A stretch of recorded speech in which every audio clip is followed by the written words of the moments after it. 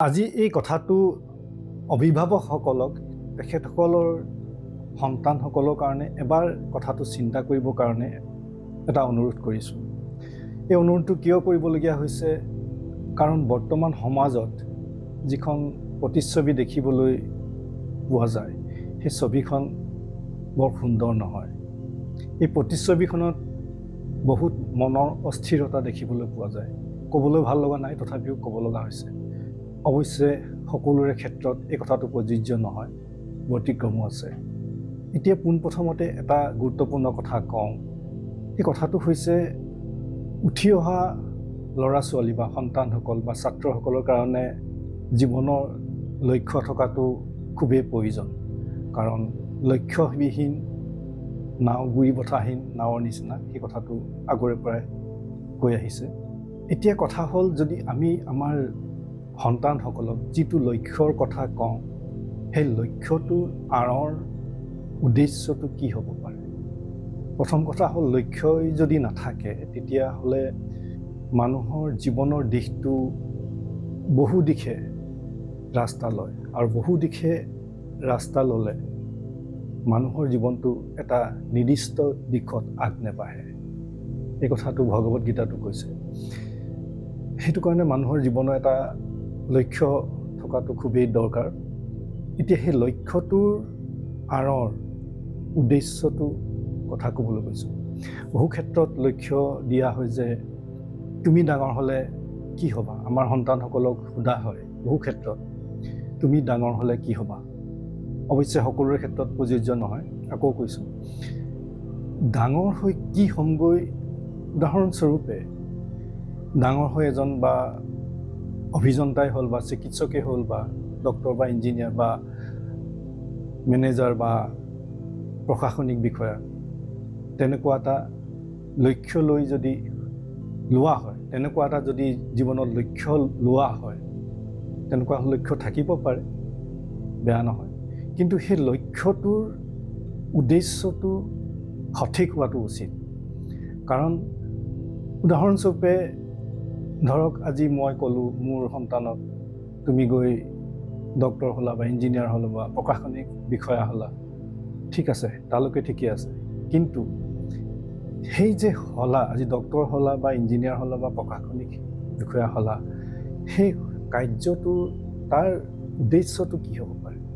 তাৰ উদ্দেশ্যটো যদি সঠিক নাথাকে আৰু তাৰ উদ্দেশ্যটো যদি, তেতিয়াহ'লে মানুহৰ মনটো ভোগবিলাসৰ ফালে যাব পাৰে নেকি বাৰু।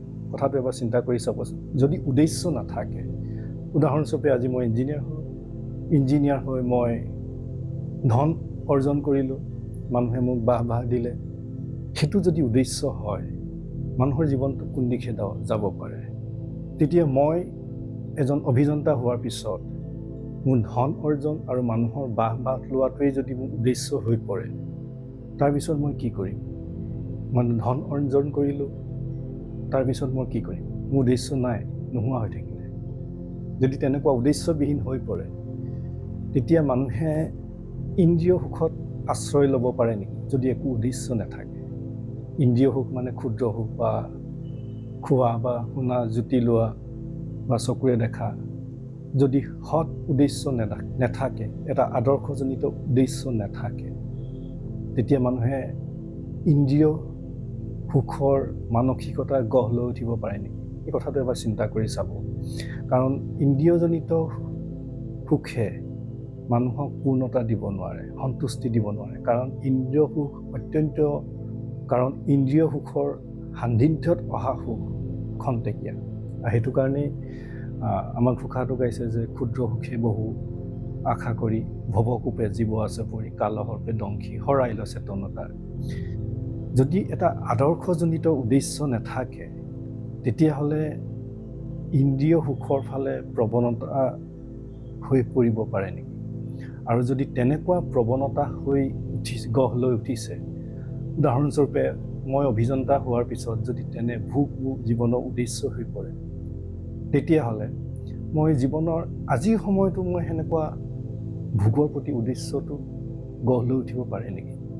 কাৰণ আজি 5-6 বছৰ যি কষ্ট কৰি যি ডিগ্ৰী পাই যি পোৱাৰ পিছত যিখিনি উদ্দেশ্য থাকিলে সেই উদ্দেশ্যটো মই আজি সময়তো মই পাবলৈ সক্ষম। কাৰণ যদি মোৰ হাতত ধনৰ অভাৱ নাথাকে আৰু তেনে উদ্দেশ্য লৈ মই আজি সময়তো মই তেনে ইন্দ্ৰিয় ভোগত লিপ্ত হ'ব পাৰোঁ নেকি, তেনেকুৱা মানসিকতা গঢ় লৈ উঠিব পাৰে নেকি? কাৰণ যিটো উদ্দেশ্যৰ কাৰণে মই ইমানখিনি কষ্ট কৰিব লাগে সেই উদ্দেশ্যটো মই আজিয়েই মই পাব পাৰোঁ যদি মোৰ হাতত অৰ্থ আছে। কথাটো এবাৰ চিন্তা কৰি চাবচোন। আৰু তাৰ লগতে যদি এটা সু আদৰ্শজনিত উদ্দেশ্য থাকে তেতিয়াহ'লে মই এজন অভিযন্তা হোৱাৰ পিছতো বা মই এজন চিকিৎসক হোৱাৰ পিছতো মোৰ জীৱনৰ উদ্দেশ্যটো বেলেগ হ'ব। মোৰ জীৱনৰ উদ্দেশ্যটো তেনে ভোগবিলাস বা ক্ষুদ্ৰ সুখ নহ'ব। মই আকৌ কৈছোঁ, তেনে ক্ষুদ্ৰ সুখত বা তেনে বিলাসিতাত মানুহে সুখ নাপায়। শৰীৰটোক আৰাম দিয়ে কিন্তু মনত অত্যন্ত কষ্ট, মনটো উচ্ছৃংখল হৈ যায়। কাৰণ তাত মানুহে সন্তুষ্টি নাপায়, শান্তি নাপায়। এটা সু আদৰ্শ নথকালৈকে মানুহৰ জীৱনলৈ সন্তুষ্টি নাহে। আধ্যাত্মিক কথা নকওঁ এতিয়া, সু আদৰ্শ যদি জীৱনত নাথাকে জীৱনলৈ সন্তুষ্টি অহাটো সম্ভৱ নহয়। এই কথাটো এবাৰ সকলোকে চিন্তা কৰি চাবৰ কাৰণে অনুৰোধ কৰিলোঁ। নমস্কাৰ।